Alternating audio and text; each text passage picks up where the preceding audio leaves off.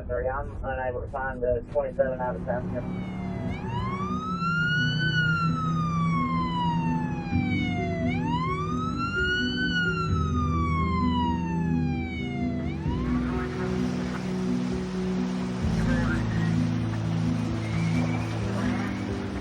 When we first got the call, we immediately got to the hospitals where these ladies were, and what we saw were that both Kim and Kimberly were in a battle with very serious life-threatening injuries. The clock is running, and the reason the clock is running is because whoever owns that tractor trailer is working the case against you much more quickly than you are. What we knew we had to do was try to get to the bottom of what happened and do it very quickly. Austin called us early on in the process when a lot of people don't do that. Getting involved in an accident early is important because evidence is fleeting. Skid marks in the road will disappear. Paint marks the police put on the road disappear with rain and other kinds of weather. And so we've got to get there when the evidence is still fresh to be able to get the maximum amount of information that's available. The lines of communication were always open between us and Kim and Kimberly, whether it was us going to them in person in Greenwood or them coming to us here in Augusta or over the phone via text or via email. We were keeping them abreast of the situation the whole way through.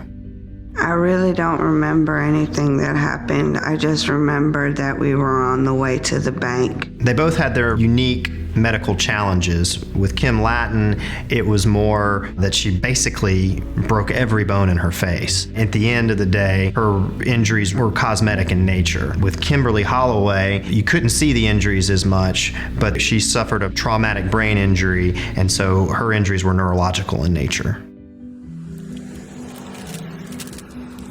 A log truck was driving in the right lane of a 2-lane road. They were going to make a right turn, and because the logs were so long, as they made that right turn, the logs went out into the center lane of the roadway, and a car came along and ran into those logs and had very little warning because the logs moved into that lane very quickly.